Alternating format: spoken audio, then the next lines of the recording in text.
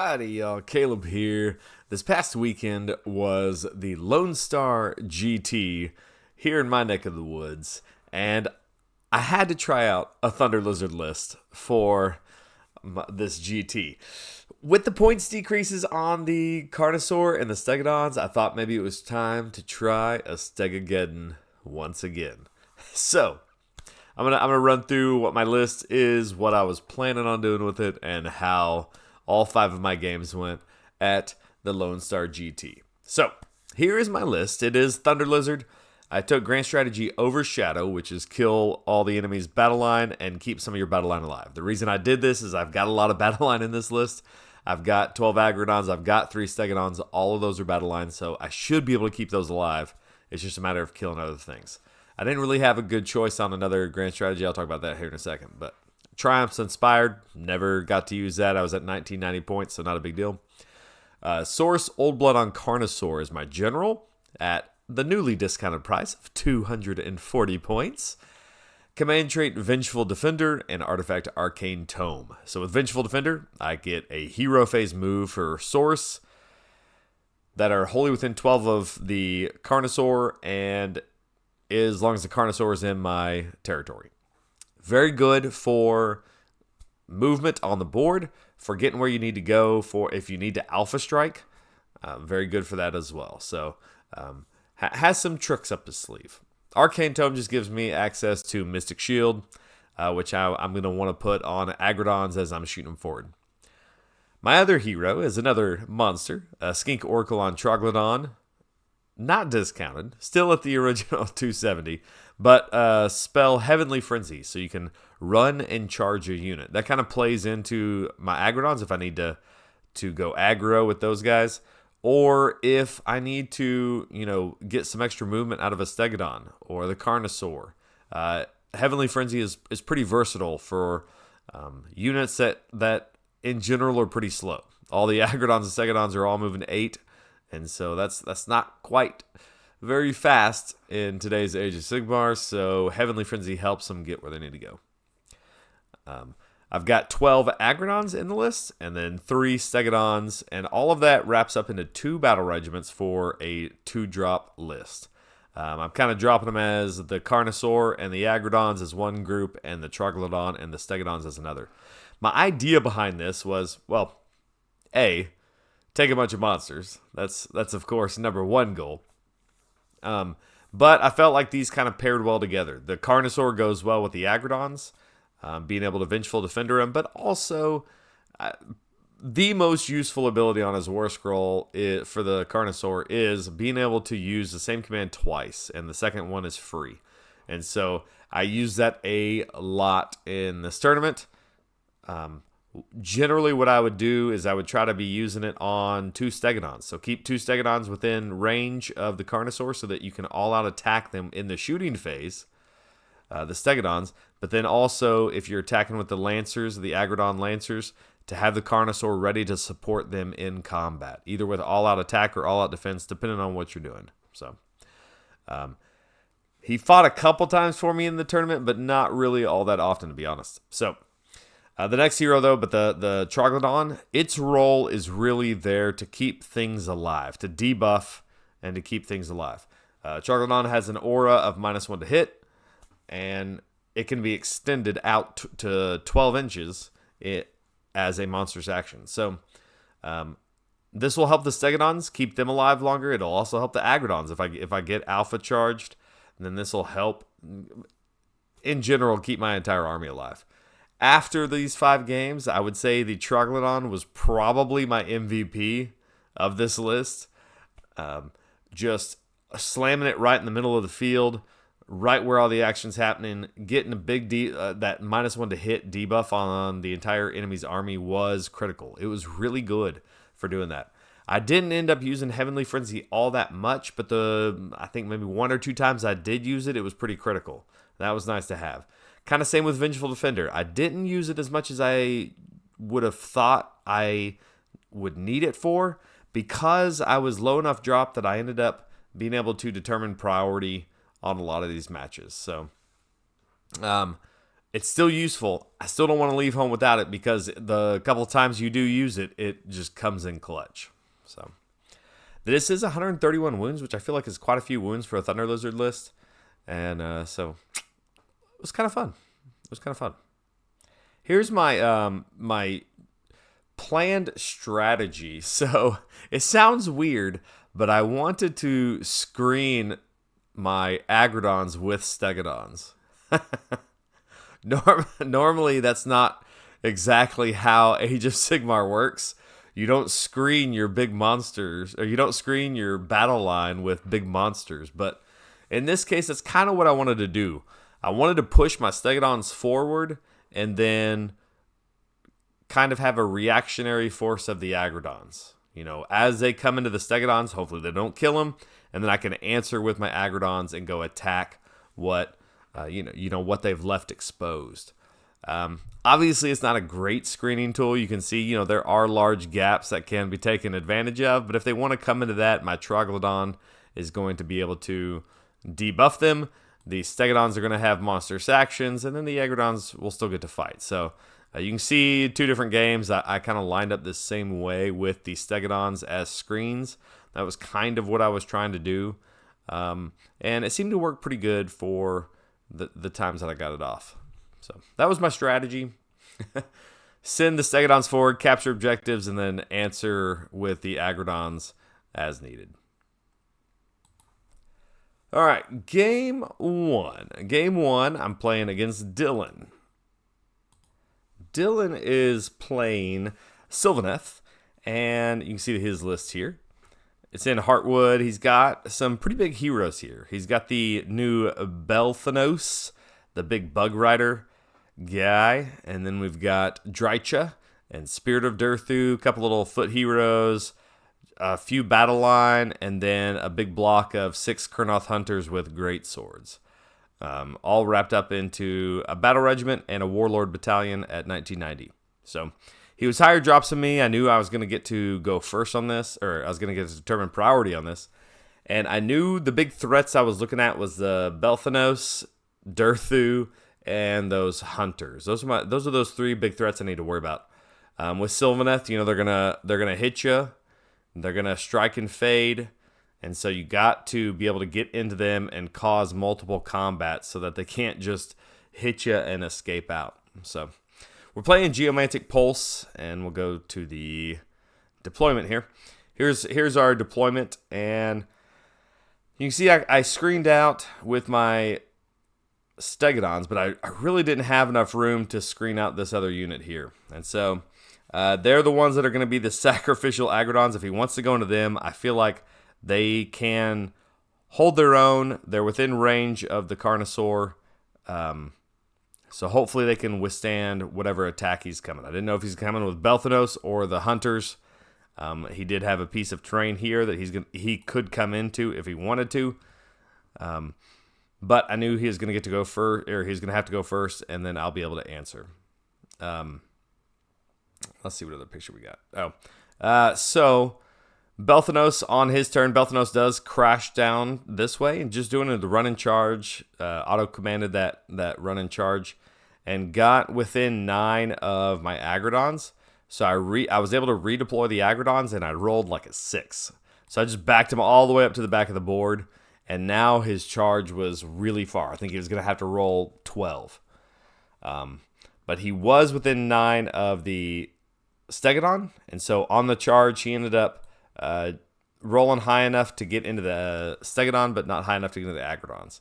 So Belthanos comes across the board, hits the Stegadon, and doesn't do a whole lot of damage. Hurts it, takes maybe 6-7 wounds off of it, which is, it's significant for a monster, but not enough to kill it. So after that, he retreats and strikes and fades, goes back to basically where he's at right now. He does move up the board. He gets his screen set up. He sends a battle line over to grab that objective over there. But kind of just pushing screens out to see if I'll run into those, and then he can answer back. So on my turn, you can see on my turn, I'm able to clear across the board. I hold these 3 objectives pretty securely. And I'm able to, shoot off some of the screen and charge in the Agrodons. On this first turn, I was able to plink off some of Durthu, who's right here in this corner, which becomes irrelevant quickly here in just a second. And I think for my only priority roll I ever won this entire tournament, I got the double and was able to push these Agrodons right into the meat of his army. And in doing so, I was about to deal a death blow to him, I think. If I had played this correctly, I think it would have been game over right here. Because after bottom of 1 and top of 2, Durthu was hurt pretty bad. He only had a couple wounds left on him. So I make this charge, and I don't know.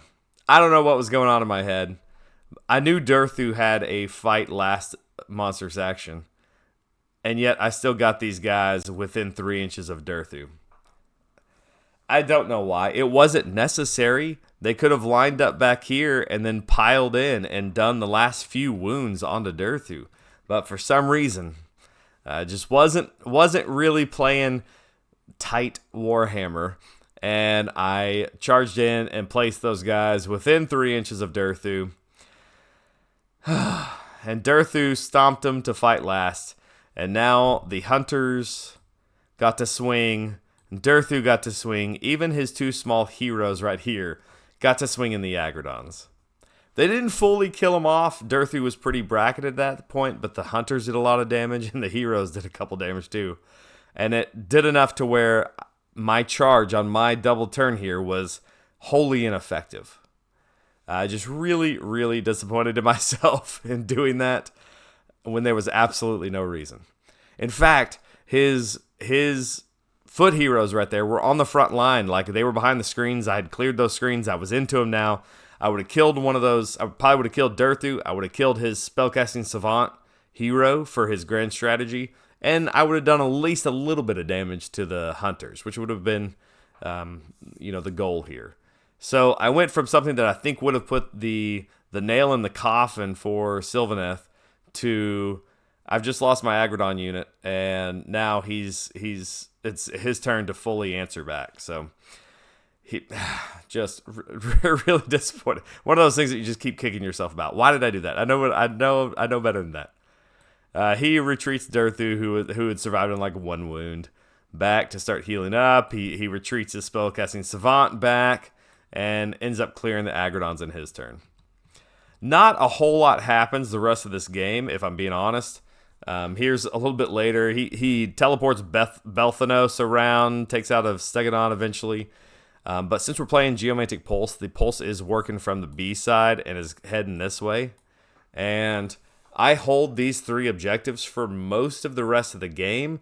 But by the time the game is over, I'm never able to nail down his last battle line. I kill off everything except for 1 battle line unit, and that's his the tree revenants that teleport around. So he's still got his spellcasting savant back here, and then he's got his tree revenants teleporting out of range of me. And what that does is that makes me fail my battle tactic, and he gets his, and I lose the game by 3 points. Lose the game from the grand strategy. And could have easily prevented that earlier on in the game, and did not because of just a horrendous decision on my charge. So, had a great game versus Dillon. He played it really well. Belthanos was a menace, as he was just flying all over the place, causing problems. Never like doing just a ton of damage, but enough that it was a threat I couldn't really answer. So I was able to hold on to the objectives for what I needed to, though, and put up a good fight. If I could have just killed that savant and not piled on the Durthu, it would have been mine. All right, on to game 2. Game 2, I'm playing Preston, and he's playing Ogor Mawtribes. I feel a little bit better about this one because I'm pretty good into lists that are melee focused. If we're talking about just a pure damage output army, then I feel like my -1 to damage really comes into play there. That might be the hard counter to armies like this. So he does have a lot of beef here, but not really a whole lot of models. But they do hit hard. He's got a Frostlord on Stonehorn. He's got a Slaughtermaster. And then he's got some Iron Guts, 2 units of those, and then 2 units of Iron Gluttons and an Iron Blaster. And then the Gorg Grunter Maw Pack, which is kind of like your deep strike unit. So we're playing on the, no reward without risk, where you can actually deploy into combat. He has more drops than I did. Well, no, he should have been just 1 drop. I'm not sure. I don't have his battalions listed there. Maybe he had done something different where he wasn't 1 drop. But so I put down my drops here, and he is forced to go first. He must have had some other battalion or something. Because he had to go first, and he's pushing forward on to these objectives. Neither one of us really line up on the objectives. You can see my screens here of skinks, or not skinks. Well, they are skink keyworded. Stegadons, and then my Agrodons behind him to answer back. I am making sure he can't get behind me back here. But he basically just has to press forward onto the objectives. He does a little bit of shooting. Chose to shoot into the Troglodon, which is a good target, but the Troglodon is going to heal that damage back up. So anytime anybody wants to focus on the Troglodon, I'm okay with that, because unless they kill it, I can start bringing its health back up.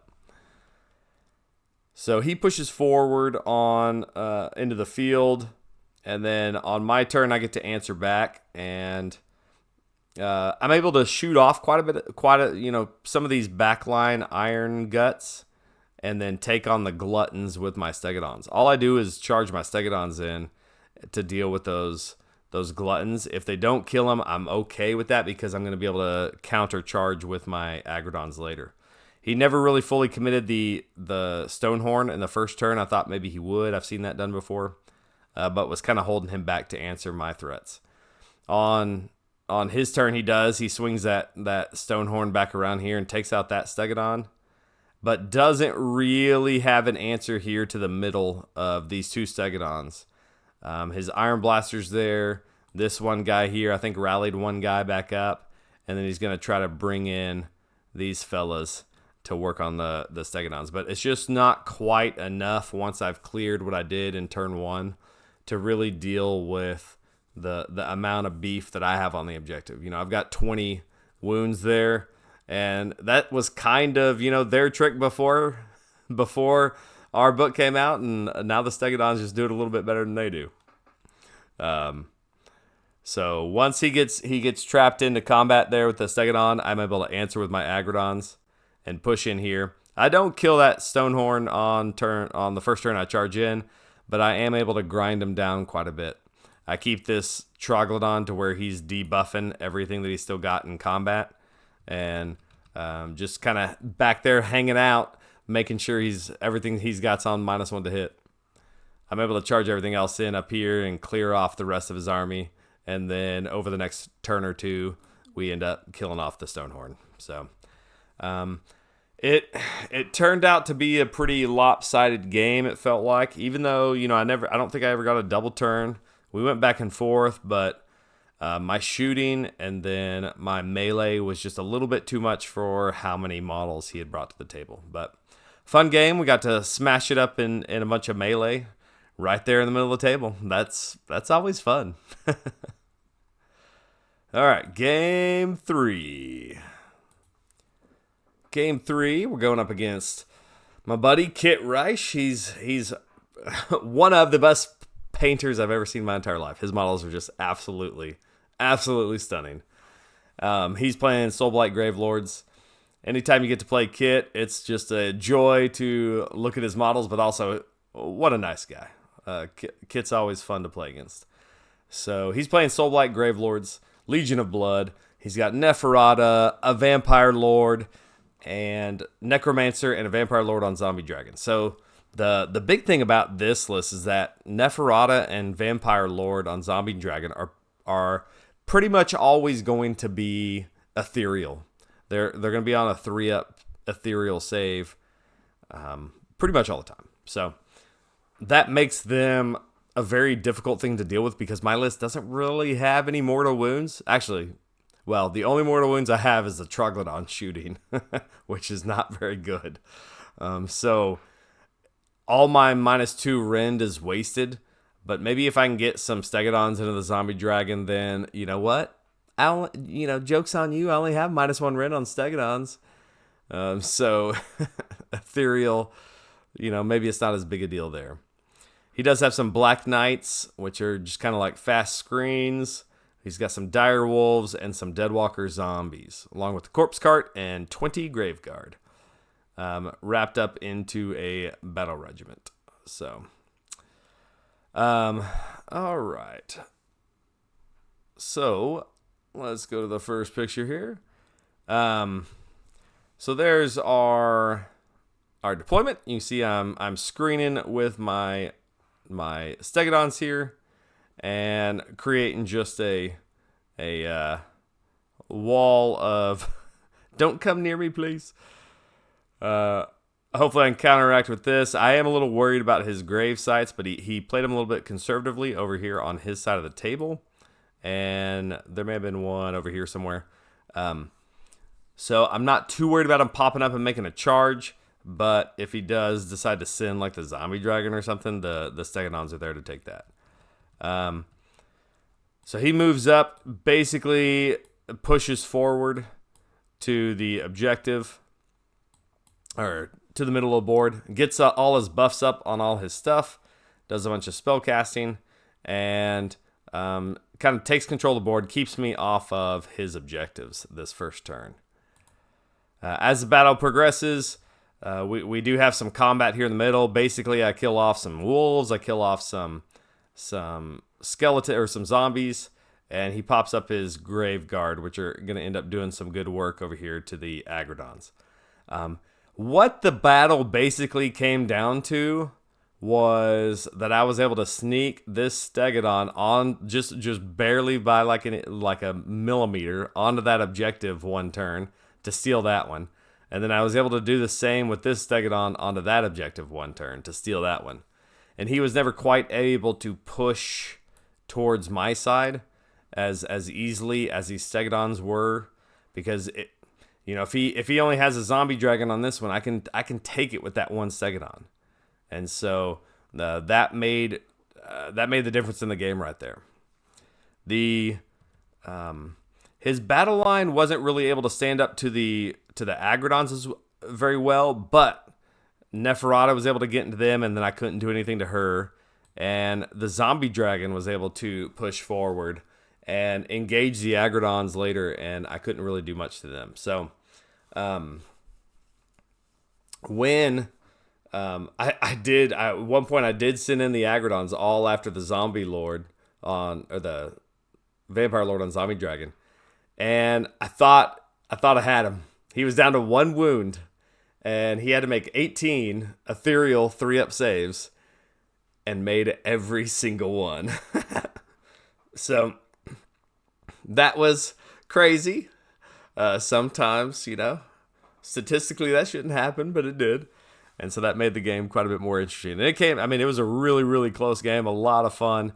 And I think this one right here, the Stegadons won me this game by being able to just capture those objectives easily. All right, game 4. Game 4, I'm going up against James and his Soulblight Gravelords. And he's got a 2-drop army as well, with Nagash, a Avengorii Lord, and then 2 Terrorgeists, 20 Skeletons, Emerald Lifeswarm, and some Fellbats. I mean, I looked at this list and thought, okay, I got this. We're going into Monster Mash. I can do that.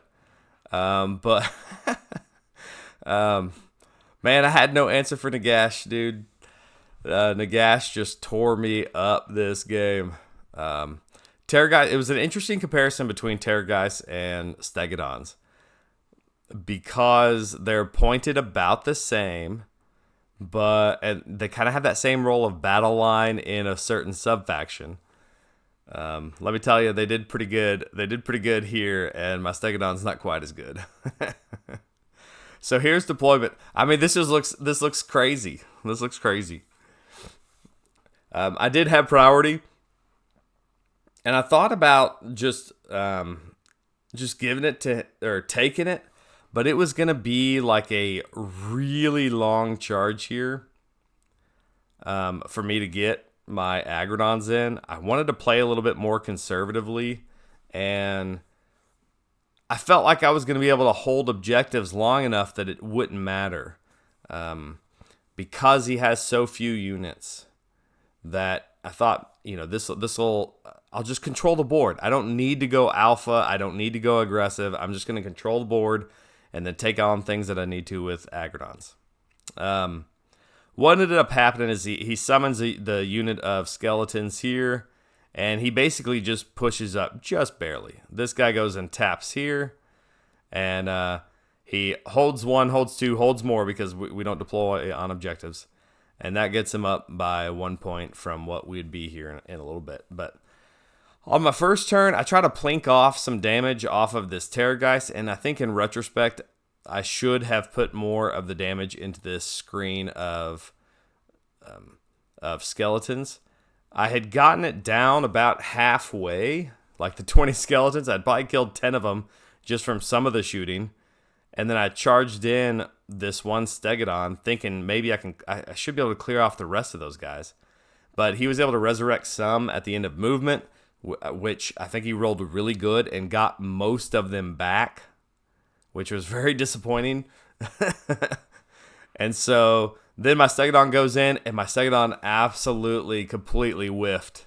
It did nothing. It did no damage. And so my whole strategy of taking out that battle line and then opening, like kind of cracking the egg open, let me remove some of these lines, didn't exactly work too well. This Stegadon takes this objective. I have some Agrodons take this one, and just kind of holding back.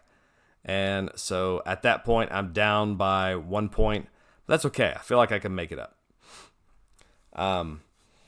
Unfortunately, I wasn't really able to capitalize on much in this game. He got the priority in the next one and easily dealt with that Stegadon in his hero phase, and then pushed forward to tie up those Agrodons. And then his skeletons were just a menace here in the middle of the table. Because I literally could never kill them off completely. That was probably my big mistake. I should have focused on them early in that first turn.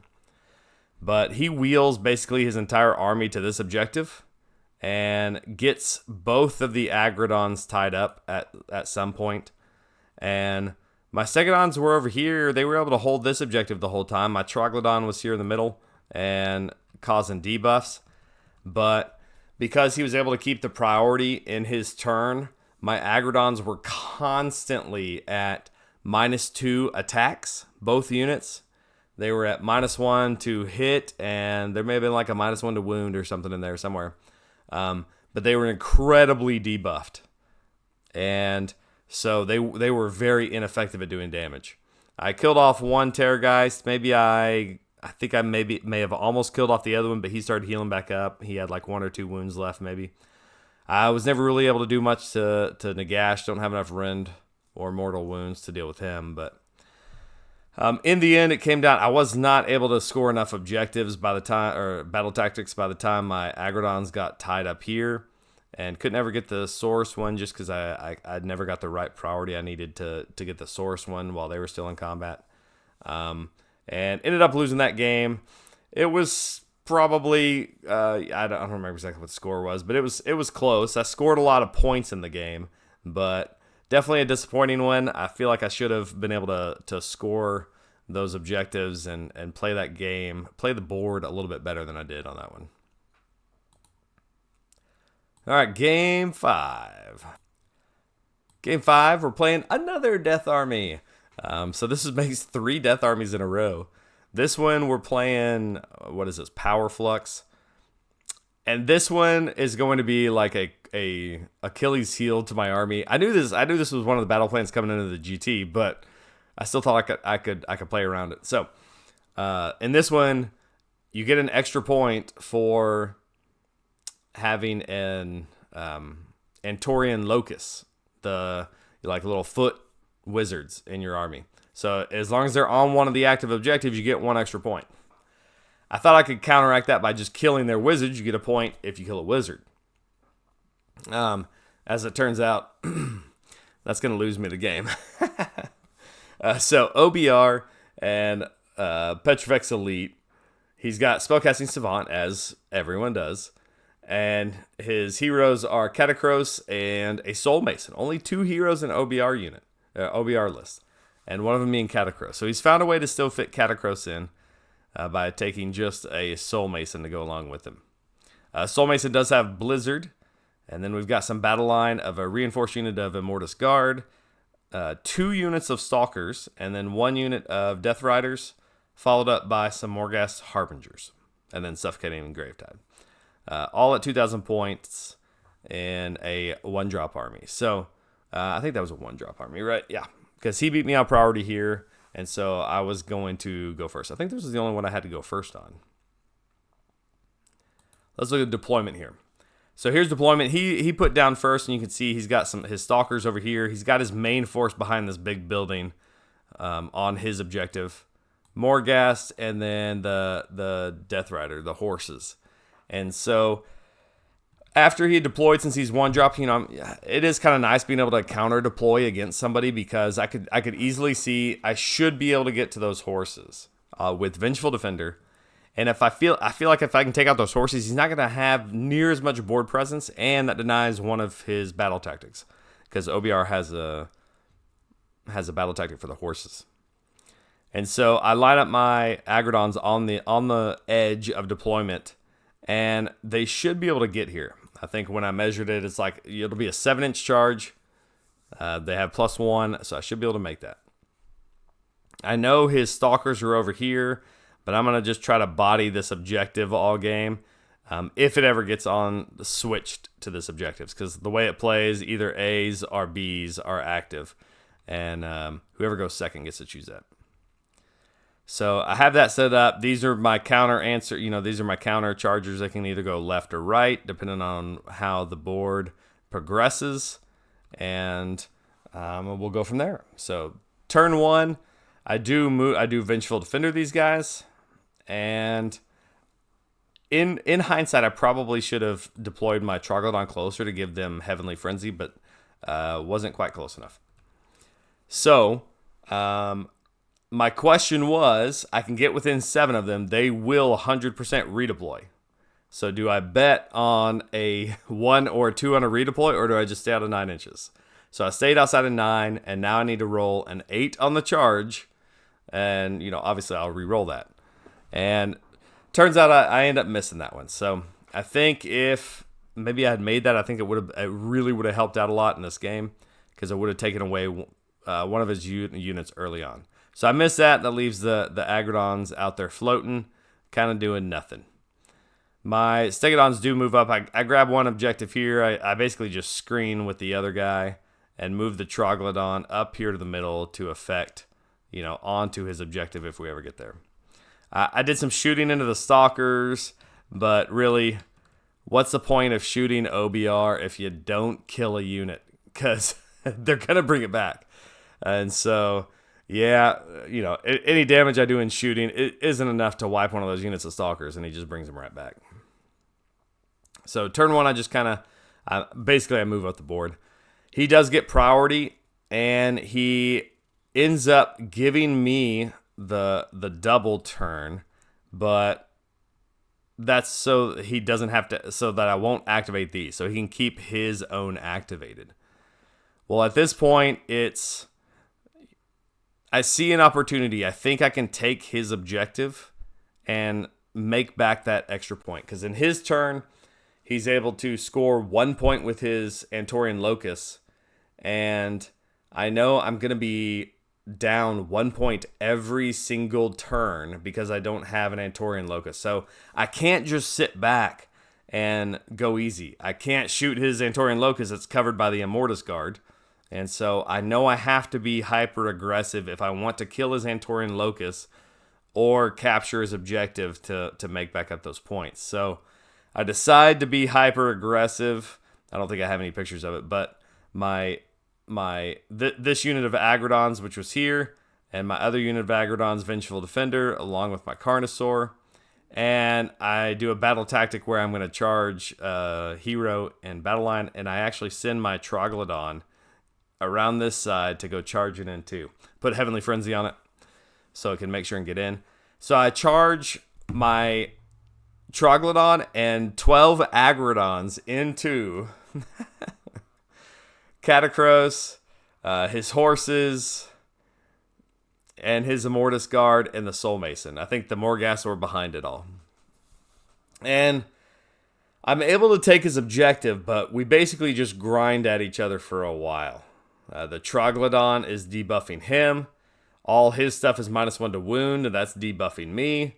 Because this isn't Kotal's Claw, so I don't get +1 to wound on the charge. So, my spears are hitting on 4s and 4s.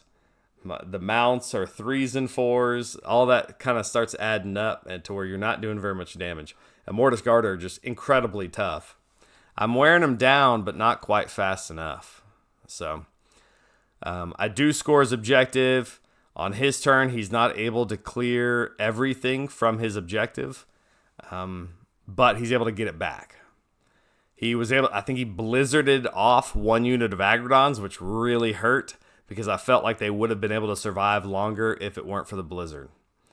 I think he just got the primal dice on it, and I couldn't unbind it, and my roll wasn't high enough. So he didn't kill the Troglodon. The Troglodon survived on like 3 wounds in combat, so on my next turn, I'm able to pull that Troglodon back out, and it stays here and holds ground and actually starts healing back up. I think I got it back up from 3 wounds down. I think I got it back up to 10 before he eventually blizzarded the Troglodon off the board later in the game. But this game essentially came down to the fact that he scored 1 more point in the first turn than I did, and that was basically the difference.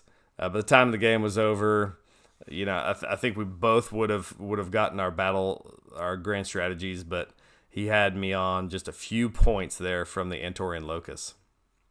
Oh, I had plenty of opportunities, man, to shoot his Antorian Locust. His Antorian Locust was like unprotected over here. The bow shots I hit, and he had like 9 saves to make, and he made all those. And so the 9 ward saves. And his Antorian Locust survived. That would have been a 3-point shift. But not only 3 points, that would have been an extra point for like the last 2 or 3 rounds that we had of the game. So after that point, I never really had a chance to shoot him again. So that was disappointing. Sometimes that happens. Oh, man. So great game. We had a lot of fun. It was a great, smash up game that we had. Very aggressive, lots of melee, and a good time. We had basically wiped each other off the board by the time the game was over. All right, for conclusion. So, would I take this list again? It was a lot of fun. But playing Warhammer is fun anyway. But playing with a bunch of Stegadons and Carnosaurs and Troglodons are absolutely a blast. I think you do have to, in this season, you do have to have an Antorian Locust. It's just required for some of these battle plans. And so, as sad as it is, I would probably, if I wanted to keep the core the same, I'd probably have to drop the Carnosaur. That would let me drop it down to a 1-drop if I brought in 2 Antorian Locusts instead of the Carnosaur. But think about it. What am I going to bring in at 240 or 250? I have 250 points. Every single hero we've got that's worth anything is 130 or more. So you could bring in like a Ripperdactyl chief or Pterodon chief, but they're not Antorian locusts. So, yeah, I think maybe I would end up doing, what could you do? Like a Old Blood on foot to get Vengeful Defender, and then maybe ally in like a Knight Incanter or something to give you a wizard so you could take Blizzard. Because you need the Vengeful... Well, you don't need the Vengeful Defender, but you want the Vengeful Defender so that your Agrodons can be battle line too. And then you can still give them Arcane Tome, and you could take Spellcasting Savant at that point. And now that little guy is hard to kill and has a better save than a Carnosaur. Less wounds, of course, but... so maybe that's an option. The Agrodons, man, I tell you what, maybe it was just the armies I played, but they got debuffed like a ton. And when they get debuffed, they tend to not hit very well. I guess it's probably because it's on 4s and 3s for their spears, 3s and 3s, and you don't get any bonuses here from Kotal's Claw stuff. And so you don't really have any ways to counteract that. I had a lot of things that were shutting off wards or shutting off command points for me. And so I wasn't able to always give them all-out attack. But overall, it was a lot of fun. Troglodyte MVP. I think I've got to put a Troglodyte in every list I'm taking now, especially if it's something like Kotal's Claw or Thunderlizard. He just has so much value in not dying, staying alive, giving those debuffs to hit, and just being a real nuisance to everyone who's trying to come in and attack you. So, had a lot of fun. I think there's definitely some room for improvement. Tomorrow, we're going to talk about the best Seraphon videos since the Battle Scroll update. And surprise, surprise, I think this was the best performing Thunderlizard list since the Battle Scroll update. If you've gotten better than 2 and 3, let me know. I didn't see many other... I didn't see any other better results at GTs than this. So, hey. Well done. All right, guys. That's it for today. We'll see y'all later.